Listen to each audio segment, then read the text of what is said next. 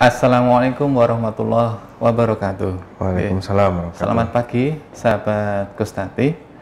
Berjumpa lagi bersama kami dalam acara Bihati, Bincang Sehat bersama Kostati.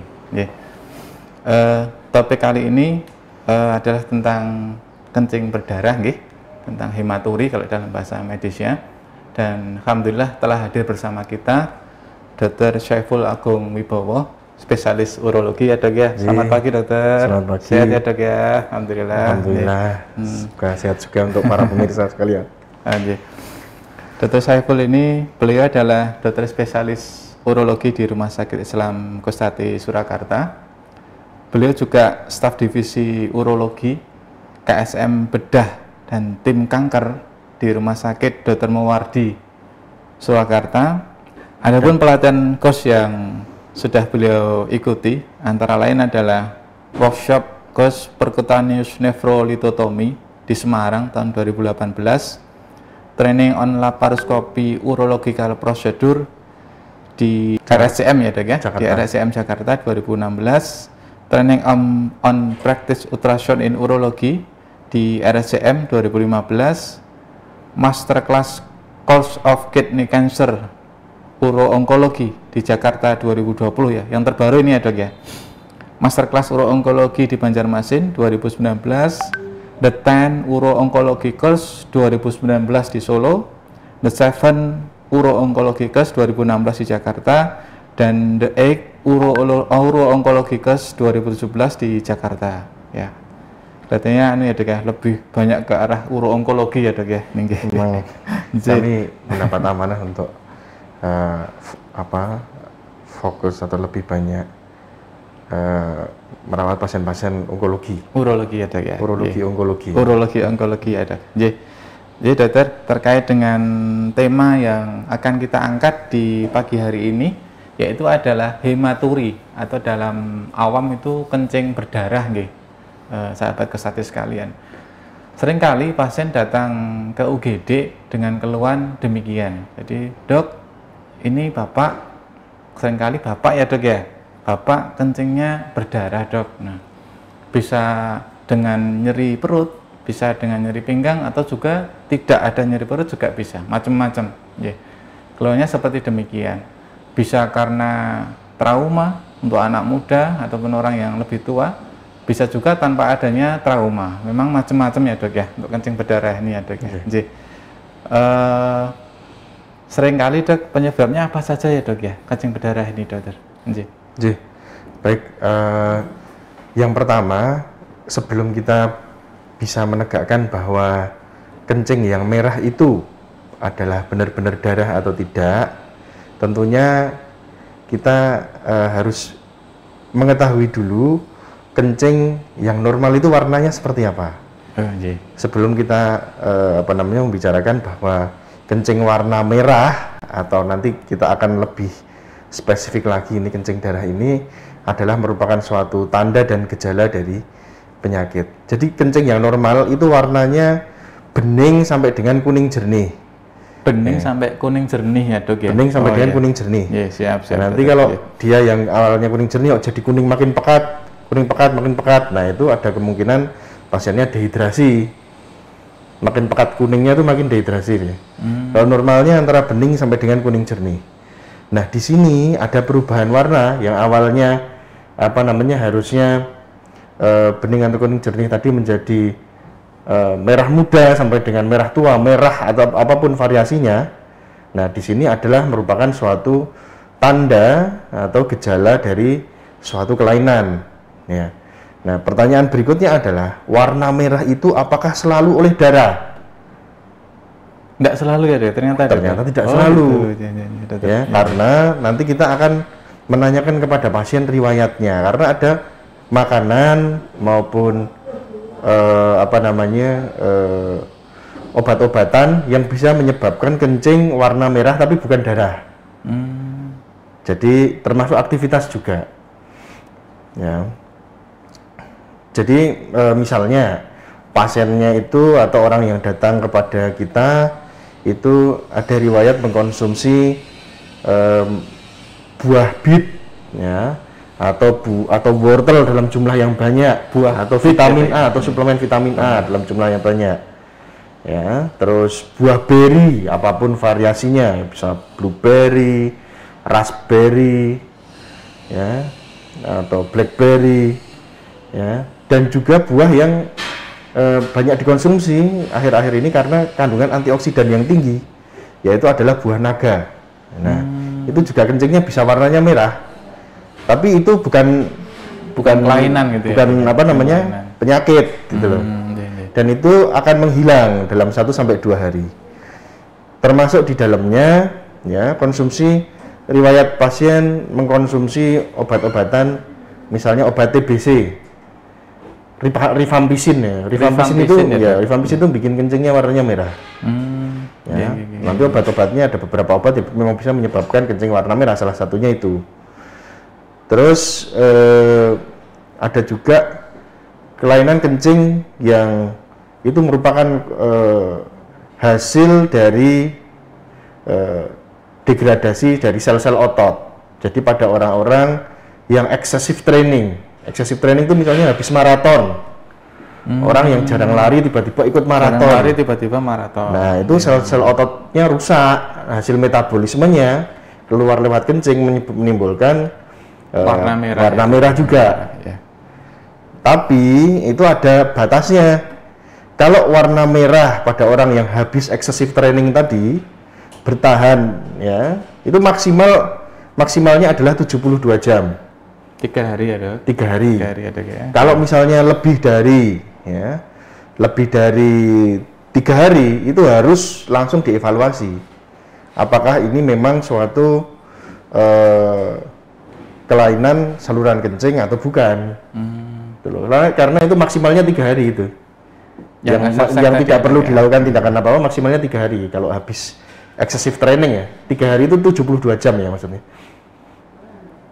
72 jam. Termasuk misalnya orang lama nggak nge-gym, tiba-tiba dari pagi sampai malam dia nge-gym, forcer, nah itu termasuk juga tuh.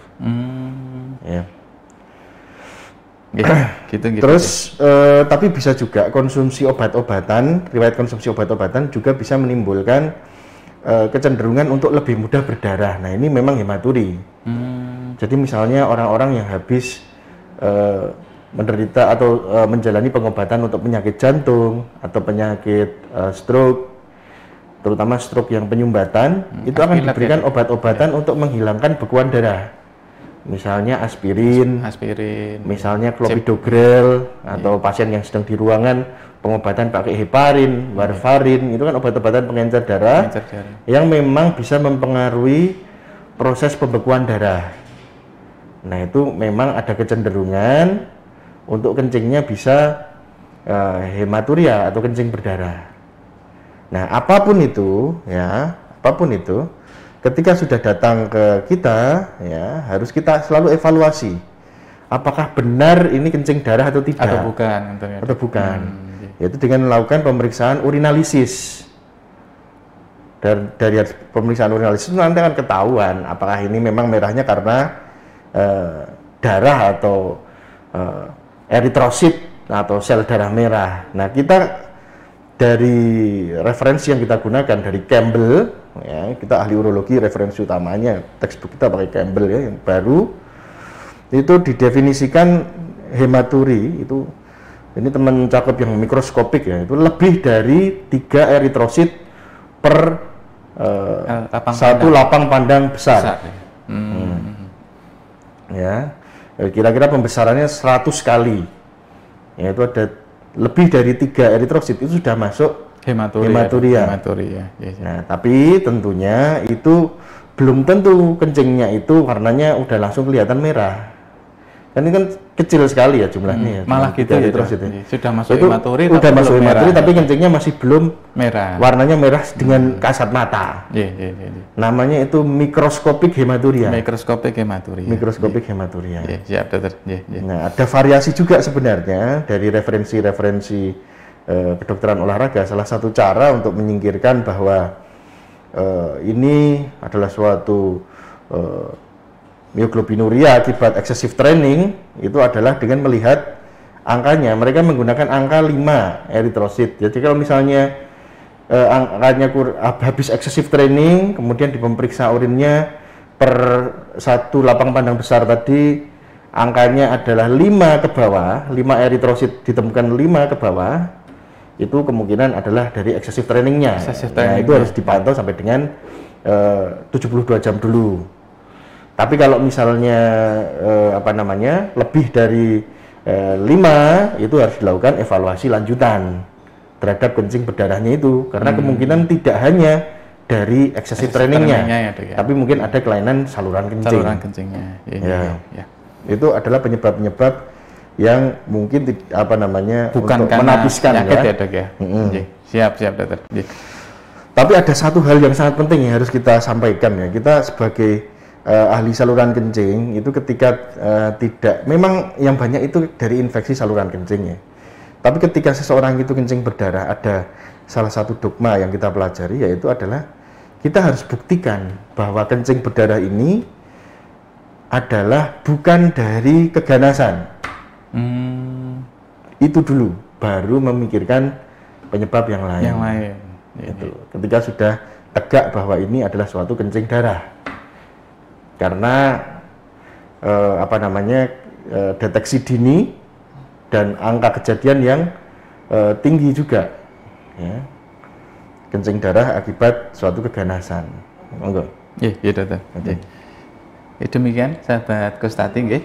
Jadi bagi mungkin sahabat Kostati punya saudara, punya paman, atau mungkin punya ayah yang kencingnya berwarna merah, tidak usah khawatir dulu, karena belum tentu itu karena pertanda dari suatu penyakit.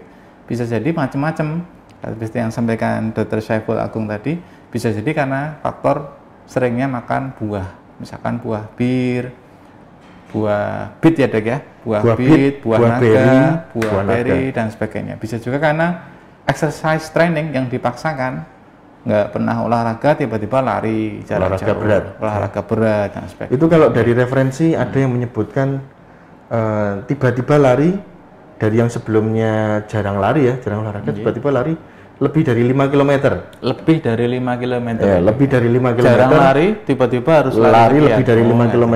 25% dari orang yang melaksanakan itu kemungkinan akan kencingnya merah. Kencingnya merah. Cuma itu dievaluasi 72 jam. Nah, itu dalam 72 jam biasanya terus normal lagi kencingnya. Dan tadi untuk membedakan itu langkah paling awal adalah dicek urinnya ya dok. Paling bagus dicek urinalysis. Sama di USG ya kalau USG ya dok ya. USG saluran kencing.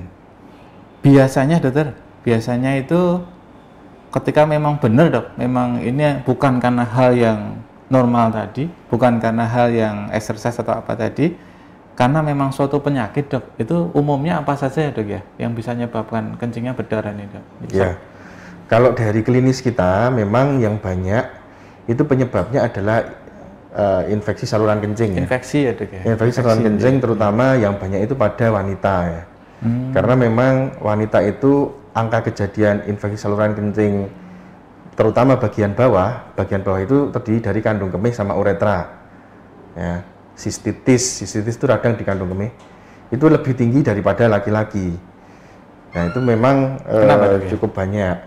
Kok wanita kok lebih sering kenapa? Karena wanita itu yang pertama dia saluran kencing yang ada di bawahnya kandung kemih itu pendek ya. Variasinya itu 2,5 sampai dengan 4 cm. Ya. Yang uretra berarti uretranya ya, saluran dari kandung kemih ke dunia luarnya 2,5 sampai dengan 4 cm. Sedangkan kalau pada laki-laki variasinya 25 sampai 30 cm. Sehingga lebih mudah kuman-kuman itu masuk ke saluran kencing wanita. Di samping itu secara anatomis mungkin nanti bisa kita tampilkan gambarnya jika memungkinkan. Nah, letak dari lubang kencing itu berada di dekat pada wanita ya ini berada di dekat 2 lubang yang lain, yaitu lubang jalan lahir dan lubang untuk BAB. Nah, di dalam lubang BAB maupun lubang jalan lahir itu masing-masing ada bakterinya sendiri di situ. Yang mana kalau dia berada di tempatnya itu adalah bakteri yang normal, yang memang membantu kerja di situ. Kalau di jalan lahir membantu menjaga keasaman dari jalan lahirnya, supaya ketika ada kuman bisa segera dieliminasi. Kalau di lubang BAB atau di saluran BAB untuk buang air besar, tujuannya untuk membantu pembusukan BAB-nya, fesesnya, supaya dia lebih mudah untuk nanti dikeluarkan. Nah, flora normalnya situ. Ya, normalnya di situ, tidak menimbulkan masalah. Tapi kalau misalnya kuman yang berada di saluran BAB maupun di jalan lahir tadi pindah ke saluran kencing, itu jadi kuman, Mas. Ya, jadi kuman, Dokter Ferry. Jadi malah justru menimbulkan infeksi saluran kencing. Sehingga salah satu edukasi yang penting nih untuk ibu-ibu maupun para remaja putri maupun adik-adik, ya, itu adalah ketika buang air kecil, ya, habis buang air kecil membersihkannya itu arahnya adalah selalu arahnya ke belakang, ya. Jangan pernah arahnya ke depan, karena kalau arahnya ke depan nanti bisa pindah kumannya. Ya, bersihkannya selalu arahnya ke belakang, langsung dibasuh. Dari depan ke belakang. Ya. Jadi ini terkait infeksi ya, Dok, ya? Tapi seperti yang tadi kita sampaikan, Dokter Ferry, terutama untuk kencing berdarah yang tidak ada nyeri, ya, kita harus memastikan bahwa itu adalah bukan dari keganasan dulu. Itu yang paling prioritas. Ya. Tentunya kita juga memikirkan riwayat yang dialami pasien. Mungkin pasien habis terbentur pinggangnya, terbentur panggulnya, terbentur selangkangannya. Nah, karena trauma pada saluran kencing juga bisa menimbulkan kencing berdarah. Ya. Tapi kalau misalnya itu tidak ada, tadi yang saya sampaikan, kita harus selalu memikirkan itu adalah suatu keganasan sampai terbukti tidak. Paradigmanya demikian ya, Dok, ya? Ya, memang itu yang kita tekankan. Tekankan demikian. Siap, Dokter. Jadi penyebabnya infeksi, Dok, trauma. Itu sebenarnya gini, kita urutkan aja ya. Yang secara klinis yang paling banyak kita jumpai memang infeksi. Ya, yang kedua itu keganasan kandung kemih.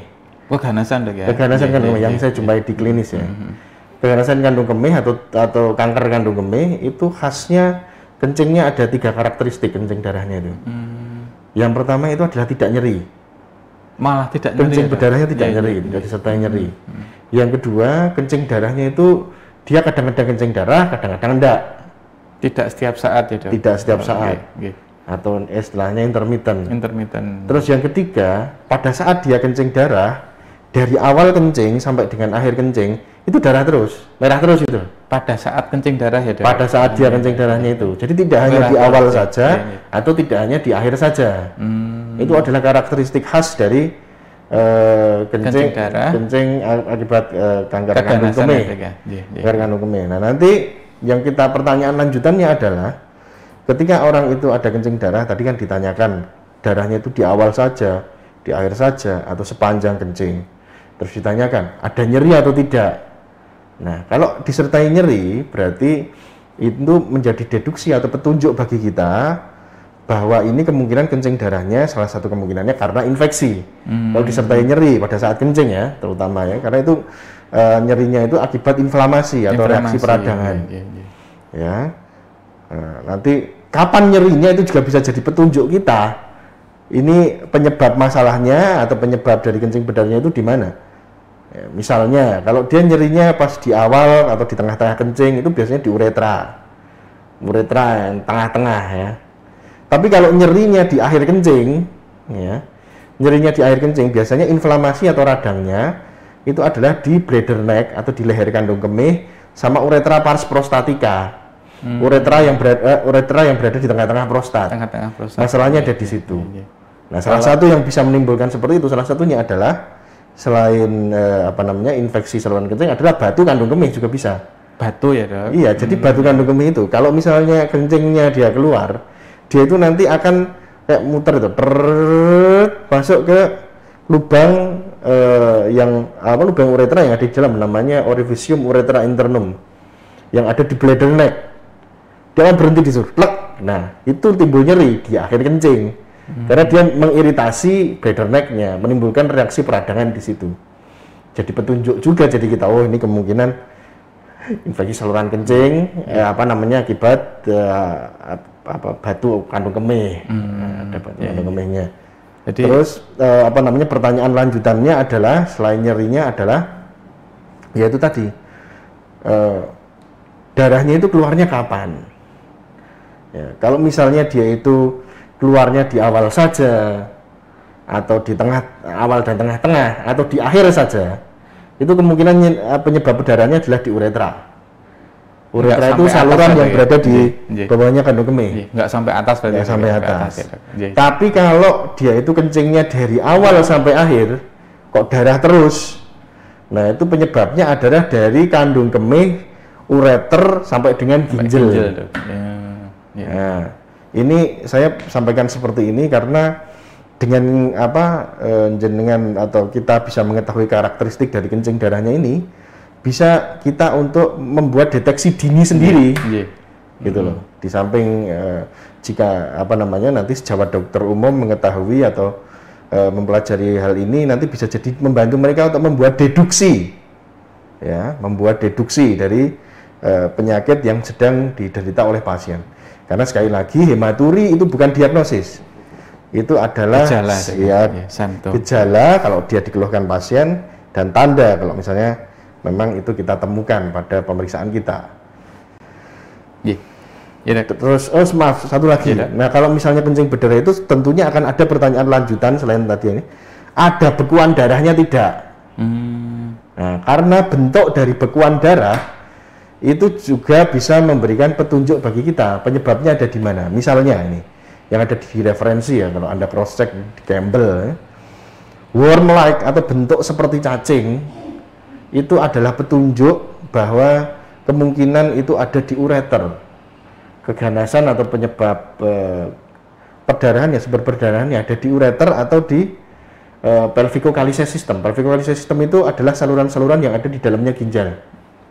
Kalau seperti cacing, kalau bentuknya seperti cacing, bekuannya ada bekuannya ya. Nah, kalau bekuan darah biasa kayak camcau ya, biasanya gampangnya kayak agar-agar ya camcau gitu, bentuknya tidak beraturan, kita harus selalu berpikir masih ada tabungan bekuan darah di dalam kandung kemihnya kemungkinan, sehingga kita harus evaluasi dengan USG, karena bisa jadi bekuan darahnya masih ada banyak yang ada di situ di dalam itu ya. Iya, nah itu bisa menimbulkan masalah yang nanti kayak reaksi berantai, Dokter Ferry. Jadi bekuan darah yang ada di situ menimbulkan yang pertama kencing berdarahnya sendiri menimbulkan kehilangan darah, terus bekuan darah yang di situ menyebabkan kencing yang ada di kandung kemih tidak bisa keluar.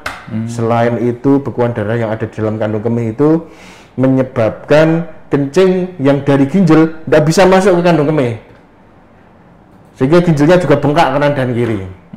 Sehingga penting sekali begitu ada pasien dengan kencing darah datang ke IGD, selain kita periksa urinalisis, yuk kita periksa USG juga, USG urologi, dan juga tentunya kita periksa faktor-faktor lain yang bisa terkait dengan perdarahan dan kehilangan darah, yaitu darah rutin, ya, darah rutin, terus yang terkait dengan hemostasis atau pembekuan darah, PTA-PTT atau CTBT ya boleh ya. Kemudian fungsi ginjalnya, ureum kreatininnya untuk mengetahui ada gangguan fungsi ginjal atau tidak. Kemudian elektrolitnya untuk mengetahui efek dari gangguan fungsi ginjalnya. Ya. Terus dari situ kita bisa lebih spesifik untuk mengetahui masalah-masalah yang timbul akibat kehilangan darahnya atau akibat kencing darahnya ini. Di samping menegakkan diagnosis penyebab dari kencing darahnya tersebut. Sahabat Kustati, nah ini ya ternyata kencing darah BAK yang warna merah ini banyak banget ya kira-kira kemungkinan penyebabnya. Dan anamnesis atau mungkin pertanyaan-pertanyaan yang terkait dengan kencing darah ini ternyata memberikan suatu petunjuk. Misalkan kencing darahnya di awal, di akhir, atau seluruhnya ternyata beda penyebabnya, lokasinya beda. Ada nyeri apa enggak, ternyata beda juga. Seperti itu ya dok ya. Kalau dari ini dok, derajat keparahannya dokter, kira-kira kencing darah ini kalau yang parah seperti apa, kalau yang ringan seperti apa gitu dokter? Nggih. Ya. Jadi sekali lagi ketika kita membicarakan tentang kencing darah itu, yang kita evaluasi selain menegakkan diagnosis atau penyebab dari kencing darahnya, sekaligus kita evaluasi efek dari kencing darah yang sudah terjadi ini. Jadi ketika pasien datang tentunya kita lihat apakah pasiennya ada tanda-tanda anemis, ada tanda-tanda shock akibat kehilangan darah yang mungkin sebenarnya sudah berlangsung lama, tapi pasiennya dia orang yang tidak suka mengeluh atau orang yang tidak suka membebani orang lain. Akibatnya dia datang ketika kondisinya sudah parah, sudah banyak terjadi kehilangan darah. Itu harus kita lihat. Jadi kita memeriksa itu ketika pasien masuk, buka pintu klinik atau buka pintu IGD itu sudah kita periksa. Sudah masuk pemeriksaan fisik kita. Jalannya gimana, terhuyung-huyung, lemes, pucat, mau semaput. Nah, ya, yang mengarah ke anemia atau tidak. Kemudian nanti kita konfirmasi dengan pemeriksaan fisik tentunya. Kita konfirmasi dengan pemeriksaan fisik, tekanan darah, nadi untuk mengetahui ini ada shock atau tidak. Kemudian napasnya bisa terkait dengan misalnya ini karena keganasan ada penyebaran hingga ke paru-paru misalnya. Terus suhu itu bisa terkait dengan apakah terjadi infeksi sistemik. Ya, yang terjadi akibat yang menjadi penyebab dari kencing warna merahnya tersebut. Selanjutnya kita periksa status lokalisnya, pinggangnya, flangnya, area pinggangnya sini. Karena ada trias juga nih dokter Ferry, trias untuk kanker ginjal. Jadi kalau tadi kita sudah sampaikan ada trias untuk kanker kandung kemih, ini ada trias juga untuk kanker ginjal. Tapi kalau trias ini sudah dijumpai, biasanya stadiumnya sudah stadium yang lanjut, kemungkinan harus diangkat ginjalnya sih. Yaitu yang pertama adalah kencing warna merah yang tidak terasa nyeri. Kemudian tidak nyeri sama kayak tadi. Yang kedua ada nyeri di pinggangnya, disertai dengan ada nyeri di pinggangnya. Pas kencing nggak nyeri, tapi pinggangnya nyeri. Iya. Kemudian yang ketiga ada bengkak atau benjolan di pinggangnya. Ya, itu kemungkinan besar itu trias ini mengarah ke kanker ginjal.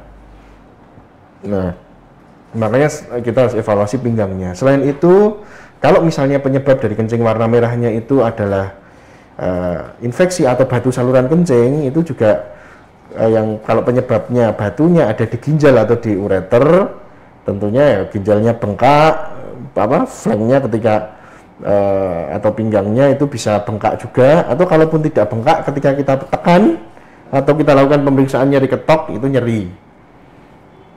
Ya, itu adalah petunjuk bahwa itu kemungkinan penyebab kencing warna merahnya mungkin batu atau infeksi. Terus kita lihat kandung kemihnya. Yang penting dilihat kandung kemihnya, karena kalau kandung area di perut bawah itu dia membengkak atau menggembung, ya. Nah, di situ kita berpikir bahwa kemungkinan sudah terjadi sumbatan. Kandung kemihnya penuh ya, kandung kemihnya penuh sumbatan. Apakah itu akibat bekuan darah atau apakah ada penyebab yang lain, misalnya batu atau tumor yang menutupi lubang saluran kencing dari kandung kemih ke uretranya. Itu harus kita pikirkan. Termasuk nanti diperiksa genitalianya. Ya, ada satu lagi yang penting, kita harus membedakan ini darah yang keluar dari kemaluan ini, yang keluar dari lubang kencing ini konteksnya biasanya pada laki-laki ya. Ini adalah suatu kencing darah atau ini adalah suatu bloody urethral discharge. Bloody urethral discharge itu adalah darah yang keluar dari lubang kencing tapi tidak pada saat kencing. Itu ya. Laki-laki deh. Batasnya itu. Biasanya penyebabnya karena trauma uretra. Jadi habis futsal, terus kesemet kemaluannya atau ketendang selangkangannya, terus tidak pada saat kencing, netes-netes tuh darah. Itu bukan hematuria. Tidak pada saat kencing ya? Ya, itu namanya bloody urethral discharge. Nah, itu adalah petunjuk atau tanda kardinal atau petunjuk utama adanya trauma pada uretra. Sekali lagi kita ingatkan, uretra adalah saluran dari yang menghubungkan antara kandung kemih dengan dunia luar. Itu uretra. Ya, kalau hematuri atau kencing darah itu pada saat kencing. Jadi momentumnya itu atau momennya ini penting untuk bisa membedakan definisi dari dua kelainan tersebut. Iya, dokter. Ini ada pertanyaan dokter dari netizen dok. Iya. Yang pertama dokter, apakah suka menahan air kencing ini bisa menyebabkan kencing darah dok? Dokter. Mungkin orang kantoran atau mungkin petugas medis ya, karena harus nangani pasien dulu, kebelet nih dok, ditahan-tahan terus dok. Nah ini apakah bisa menyebabkan kencing darah dok? Iya. Jadi gini, yang pertama Allah itu menciptakan kita itu bisa menahan kencing. Jadi menahan kencing itu normal. Karena Allah memang menciptakan kita bisa menahan kencing. Kita bisa mengatur dengan kesadaran kita kapan sih kita mau kencing. Ya. Cuman ada batas waktunya. Ada batas waktunya. Kan segala sesuatu di dunia ini diciptakan ada ukuran-ukurannya. Jadi orang itu ngerasa pengen kencing ketika volume urinnya itu terisi paling sedikit 150 cc. Itu orang ngerasa pengen kencing. Sudah ingin ya dok ya. Sudah rasa pengen kencing. Nah, kapan orang itu terisi kandung kemihnya yang jadi acuan kita pada ahli urologi untuk layak untuk dikencingkan, itu adalah ketika dia itu jaraknya 2 jam dari kencing yang banyak sebelumnya. Paham ya? Jadi kalau misalnya gini gampangnya, misalnya taruhlah namanya Bapak Budi. Bapak Budi pagi hari bangun pagi itu kan langsung kencing ya, kencing banyak itu. Bangun pagi jam 5 dia kencing. Nah, jam 6 kok dia ada rasa pengen kencing, itu gejala. Ya, itu tidak harus dikencingkan karena itu kandung kemihnya belum penuh. Paham ya? Ya. Jadi kalau misalnya dia mau nahan sampai dengan jam 7 boleh, tidak ada masalah, gitu loh. Bisa jadi akan timbul masalah kalau misalnya nahannya adalah jam 7 sampai jam 9 ke atas. Ya. Tapi kalau misalnya dia masih mau nahan sampai jam 7 tidak ada masalah. Wajar, Tuhan memang ciptakan kita seperti itu. Masa kita di dunia ini hidupnya hanya untuk kencing terus? Intinya tidak ya. Banyak hal-hal yang bisa kita kerjakan. Iya, dok. Tapi bisa dok ya? Siapanya bisa dok? Nah, kalau misalnya nahannya itu terlalu lama. Nah, ini ada kata-kata menahan kencingnya terlalu lama. Kalau menahan kencing saja boleh, tidak ada masalah. Tuhan menciptakan kita seperti itu kok. Tapi kalau menahan kencingnya terlalu lama, nah itu bisa timbul masalah. Macam-macam tadi. Karena satu, yang pertama kencing itu adalah mekanisme dasar pertahanan kita terhadap infeksi saluran kencing bagian bawah. Ya terutama pada wanita. Ya. Ibu-ibu ya, makanya kita disarankan untuk orang Indonesia itu untuk aktivitas biasa minumnya antara 2 sampai 2,5 liter. Ya, 2 sampai 2,5 liter per 24 jam. Sebanyak-banyaknya 3 liter ya. Untuk orang Indonesia ya. Nah, itu tujuannya adalah supaya salah satunya adalah dengan kita mempunyai kencing yang cukup. Untuk menjaga kita dari resiko satu infeksi saluran kencing, yang kedua resiko batu saluran kemih. Ya, batu saluran kencing, mulai dari batu ginjal, batu ureter, batu vesika urinaria, batu uretra. Nah, itu dengan kencing yang cukup insya Allah kita bisa mencegah kondisi-kondisi tersebut. Ya. Kemudian tadi kita ini ya terlalu lama ya. Iya, terlalu lama nahannya. Kemudian efek yang kedua, kalau misalnya terlalu lama menahan, ya tentunya di situ resiko untuk terbentuknya endapan, ya, atau resiko untuk kandung kemih itu di situ atau saluran kencing itu di situ menjadi tempat perkembangbiakan kuman itu menjadi semakin tinggi. Sehingga resikonya menjadi lebih tinggi untuk infeksi saluran kencing maupun terjadinya batu saluran kencing. Di mana infeksi saluran kencing maupun batu saluran kencing itu juga kalau misalnya dibiarkan juga bisa jadi resiko untuk keganasan saluran kencing juga. Dan satu lagi nih poin yang penting ya ini ya. Jadi dulu ketika kecil orang tua kita atau kakek nenek kita memberitahu kita untuk buang air kecil dulu sebelum melakukan perjalanan, ya itu memang benar ya. Ilmiah, jadi, memang ilmiah. Ya. Jadi orang yang kandung kemihnya penuh ya saat berkendara, ketika terjadi kecelakaan, ya nauzubillah ya, resiko untuk trauma pada kandung kemihnya itu lebih tinggi. Karena ketika kandung kemih penuh, dia itu tidak lagi berada di rongga pelvis atau rongga panggul ya. Kalau dia masih berada di rongga panggul, itu kan dia ada tulang-tulang yang melindunginya. Tapi kalau kandung kemih penuh, dia itu mengisi bagian bawah dari perut, dinding depan perut. Nah itu tidak ada pelindungnya.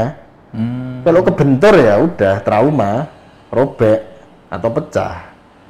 Ya, sehingga itulah alasannya ketika sebelum perjalanan jauh terutama ya itu sebaiknya kencing dulu dikosongkan kandung kemihnya. Di samping kalau secara logika ya mungkin terkait dengan mungkin di jalan susah mau buang air kecil karena tidak ada fasilitas atau mungkin resiko najis dan sebagainya. Kalau secara kedokteran itu sebuah nasihat yang sangat bagus, Dok. Dan ini ternyata memang orang tua kita dulu sudah nasihati demikian ya, Dok ya. Kalau mau perjalanan jauh, sahabat Kostati, kosongkan kandung kencingnya. Kalau memang ingin buang air kecil, segera buang air kecil, jangan ditahan-tahan, karena resiko ketika qadarullah ya kita nggak ingin ya terjadi kecelakaan, ternyata memang resiko terjadinya trauma pada kandung kencing ini memang malah jadi lebih tinggi. Gitu ya, Dok ya. Masih terkait ini, Dok, pertanyaan yang sebelumnya, Dokter. Kalau memang tadi, Dok, efek dari sering nahan buang air kecil tadi ternyata memang lama-lama sudah jadi batu nih, Dok. Jadi batu. Pertanyaannya nih dari netizen, Dok. Apakah harus selalu dioperasi ya, Dok ya? Gitu. Monggo, Dokter. Kalau memang sudah ada batu, Dok, apakah harus selalu dioperasi? Jadi kalau sudah kita bisa menegakkan dari pemeriksaan dari pemeriksaan fisik maupun pemeriksaan penunjang maupun anamnesis atau pertanyaan kepada pasien ini memang batu saluran kencing saluran kencing ya, kita tindakannya kalau di rumah sakit Kostati ini bukan bedah yang pertama tidak harus operasi ya, Dok? Bukan saya sampaikan bukan bedah. Operasi dalam arti dibedah gitu ya, Dok? Ya, bukan bedah. Jadi kita di sini kita teropong ya. Teropong itu kita memanfaatkan saluran yang sudah ada di saluran kencing, nanti ada kamera yang masuk lewat situ. Kamera dengan alat yang sudah sekalian untuk mecahkan dan mengeluarkan batunya. Jadi misalnya batu di uretra yang saluran di bawahnya kandung kemih ya, itu bisa kita dorong dulu kandung kemih, kita pecahkan di situ, pecahannya disedot. Kalau batu kandung kemih, batunya dipecahkan di kandung kemih, pecahannya dikeluarkan. Batu di uretra juga sama. Kita temukan batunya, kita pecahkan batunya, kemudian pecahannya dikeluarkan. Nah, kalau batu ginjal bagaimana? Kalau di batu ginjal di Kostati ini kita ada alat namanya ESWL. ESWL itu kita ada kayak mic gitu, nempel ke pinggang, ya. Nempel ke pinggang, batunya nanti bisa dipecahkan dari situ. Itu nggak mengiris sama sekali. Bahkan setelah tindakan pasien langsung pulang. Kayak tindakan poli gitu loh. Tindakan poli. Kayak datang ke poli, datang SWL pulang. Dan kalau orang bilang laser gitu ya, Dok? Beda, ini pakai gelombang kejut. Orang sering nyebutnya laser itu yang tadi yang mecahkan di saluran-salurannya tadi. Bahkan untuk kanker kandung kemih ya, tindakan yang kita kerjakan di Rumah Sakit Kostati ini yang awal tentunya bukan membedah, tidak membedah. Ya. Kita teropong dulu pakai kamera. Teropong juga pakai kamera, kemudian dengan alat melalui kamera itu kita ambil tumornya sampai habis semaksimal mungkin. Baik tumor yang ada di kandung kemih maupun yang ada di saluran-salurannya. Ya. Terus ada satu pesan penting nih ya. Ada satu pesan penting bahwa kencing warna merah ini kalau misalnya diderita oleh atau ditemukan pada saat general check up ya, pada saat general check up di referensi ya, di guideline kita di Campbell ya, orang usia lebih dari 35 tahun nih. Dia dari perusahaannya ada general check up. Dari hasil general check up didapatkan kencingnya ternyata mikroskopik hematuria. Jadi hematuria atau kencing darah ini ada dua macam, mikroskopik sama gross. Gross ya, Dok. Ya, gross itu yang bisa kita lihat pakai mata. Oh, ini kencing merah darah nih. Kalau mikroskopik itu warnanya belum tentu merah, tapi mungkin kuning pekat atau keruh, ya. Kuning pekat atau keruh. Nah, itu masih mikroskopik, ya, dalam artian belum bisa terlihat merah dengan mata. Usianya lebih dari 35 tahun itu harus dilakukan 3 hal, ya, 3 hal. Yang pertama adalah sistoskopi. Sistoskopi yang saya bilang tadi pakai kamera, ya, dengan kamera blue light namanya. Nanti ada apa namanya komponen warna pada saat kita meneropong itu kita hilangkan, sehingga kita bisa mengetahui titik-titik kankernya. Nah, pada saat tahu titik-titik kankernya itu adalah kondisi yang paling bagus, karena kemungkinan itu kankernya adalah kanker masih berada di mukosa dari kandung kemihnya, masih berada di mukosa kandung kemih, bisa kita ambil semua. Kalau misalnya sudah bisa diambil semua, apa namanya, dengan kemo yang dibersihkan dengan kemo yang dimasukkan di dalam kandung kemih, udah kuratif sembuh, bisa sembuh, ya. Tapi kalau kalau misalnya kankernya itu sudah nembus sampai dengan lapisan otot dinding kandung kemih, perjalanannya bisa jadi lebih panjang.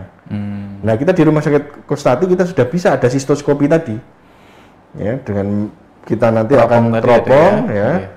Kemudian kita mapping area-area di dalam kandung kemih, kita ambil sampel, kita deteksi dini, ada nih. Nah, kita bisa lebih awal sehingga pengobatannya tidak sampai harus yang radioterapi maupun harus sampai ngangkat kandung kemihnya, gitu loh. Bisa semakin awal kita ketahui. Ya, semakin dini itu bisa terdeteksi. Ya, termasuk tumor di ureter.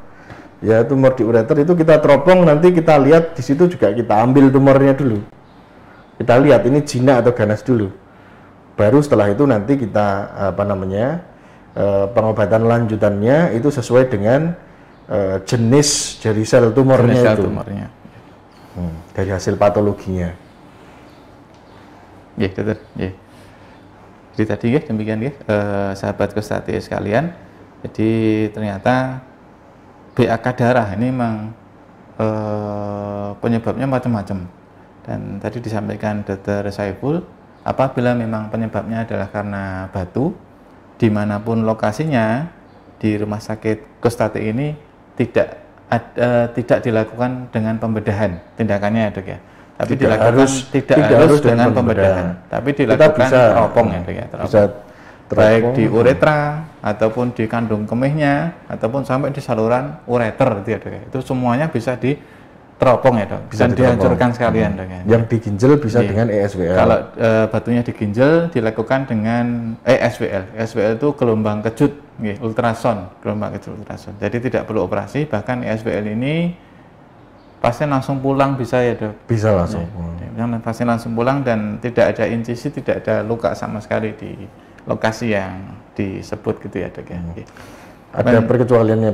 Kalau misalnya ginjalnya kondisi tersumbat ya. Kalau ginjalnya kondisi tersumbat tentunya harus dihilangkan dulu sumbatannya, harus diteropong dulu supaya batu yang dipecahkan dengan ESWL tadi bisa ngalir turun ke bawah. Bisa ngalir turun. Berarti tetap harus diteropong lagi juga, Dok ya. Yang pertama kita teropong dulu ya, untuk melebarkan salurannya. Setelah itu baru dilakukan tindakan ESWL untuk keluarkan pecahan batunya supaya bisa keluar lewat saluran kencing. Siap. Ya, Dokter. Dan pesan khusus tadi dari Dr. Saiful, biasanya kalau memang sudah dari pemeriksaan perusahaan-perusahaan, mungkin ada general check up, dan dari hasil mikroskopiknya dari pemeriksaan urinnya kok sudah menjurus ke arah hematuri ya, Dok ya, yang kita sebut mikrohematuri, mungkin usia lebih dari 35 tahun. Ini memang sebaiknya dilakukan teropong tadi ya, Dok ya, teropong tadi. Karena tadi apabila memang ternyata penyebabnya adalah dari misalkan ada tumor di sana, itu insya Allah biasanya masih awal ya, Dok ya, belum sampai nembus ke dinding otot di kandung kencing dan lain-lain, sehingga penanganannya pun bisa lebih paripurna, tidak harus berlanjut kemana. Bisa lebih awal. Bisa lebih awal. Nah, selain sistoskopi sebenarnya ada 2 lagi, yaitu adalah sitologi sama biomarker. Biomarker. Nah, jadi sistoskopi dengan blue light tadi lebih direkomendasikan ya dengan blue light ya. Jadi ada komponen warna yang dihilangkan sehingga kita bisa tahu lesi-lesi tumornya di situ bisa langsung dikerok. Langsung dikerok sekalian. Nah, yang kedua adalah sitologi. Pemeriksaan sitologi itu untuk mengetahui di urin itu ada sel tumor ganasnya tidak. Kemudian yang ketiga itu biomarker. Biomarker itu sebagai penanda pada kencing itu di situ ada sel tumornya atau tidak. 3 ini pada guideline yang direkomendasikan. Ya, dokter. Untuk orang yang lebih dari 35 tahun ya. Ya, dokter. Ya, menarik sekali nggih ini yang disampaikan Dr. Saiful.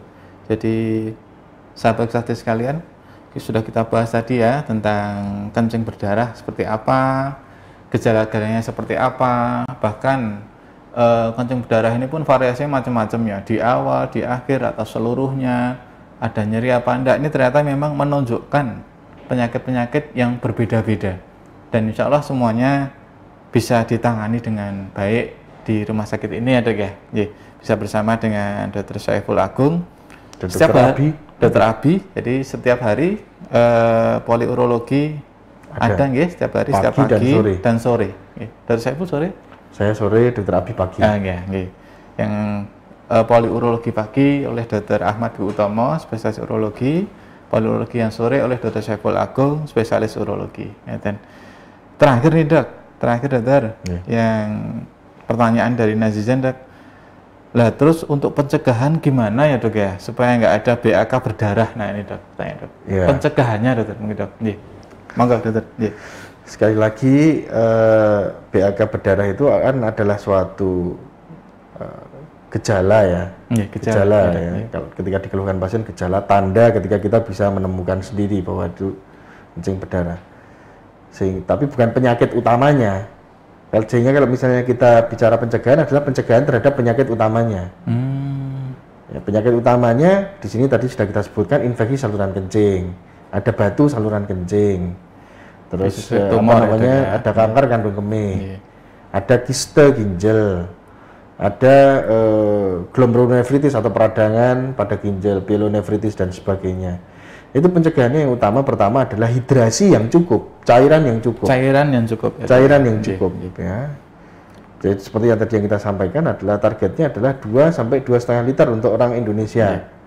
Itu harus air putih semua. Kalau misalnya lebih banyak lagi sampai dengan 3 liter 3 boleh. liter. Apa harus air putih semua dong? Nggak harus, harus air putih semua, tapi ya tentunya untuk minuman-minuman yang menjadi pembentuk batu, misalnya kopi, teh, coklat, soda. Ya, kopi, teh, coklat, soda. Nah, itu ya tentunya ada batasnya ya, 1 sampai 2 gelas saja. Dalam sehari semalam. Kecuali sudah ada penyakit ya. Kalau sudah ada penyakit ya bisa jadi Anda disarankan nggak usah mengkonsumsi itu lagi sama sekali.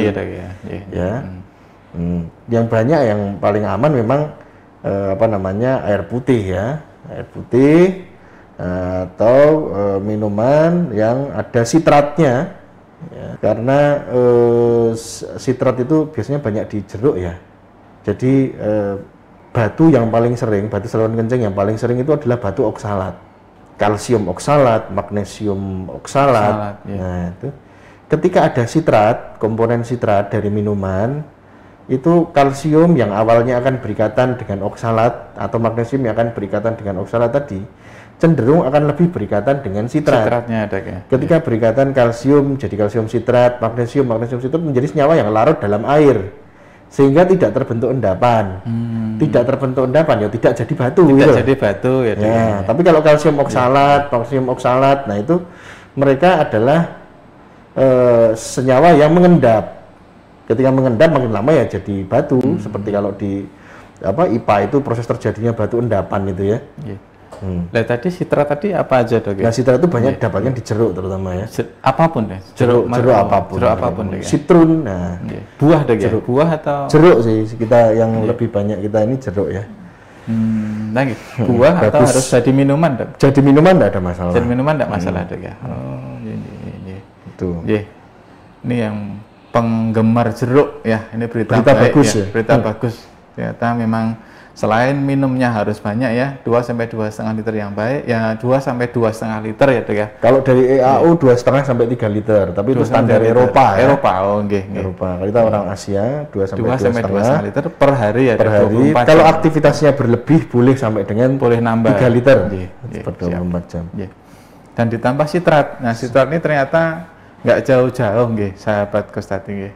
Jeruk ternyata ini ya. Jeruknya bagi penggemar jeruk, monggo, ini bisa memang salah satu upaya untuk pencegahan terjadinya batu ginjal, juga upaya juga pencegahan terjadinya kencing berdarah tadi. Selain itu mungkin ada lagi Dokter? Banyak tentunya mobilisasi aktif. Mobilisasi aktif ya. Ya, jadi banyak aktivitas, banyak bergerak. Karena gravitasi itu akan membantu ketika ada endapan atau kristal untuk turun ke bawah. Turun ke bawah. Dengan mobilisasi aktif ya. Kemudian yang ketiga ya, konsumsi makanan-makanan yang tidak menjadi pembentuk batu. Pembentuk batu itu salah satunya adalah kan ada batu oksalat yang paling banyak ya. Kemudian ada batu asam urat. Nah, makanan-makanan yang bisa menyebabkan terjadinya peningkatan asam urat di dalam darah. Purin ada ya. Purin. Nah, itu kalau berlebihan tidak bagus.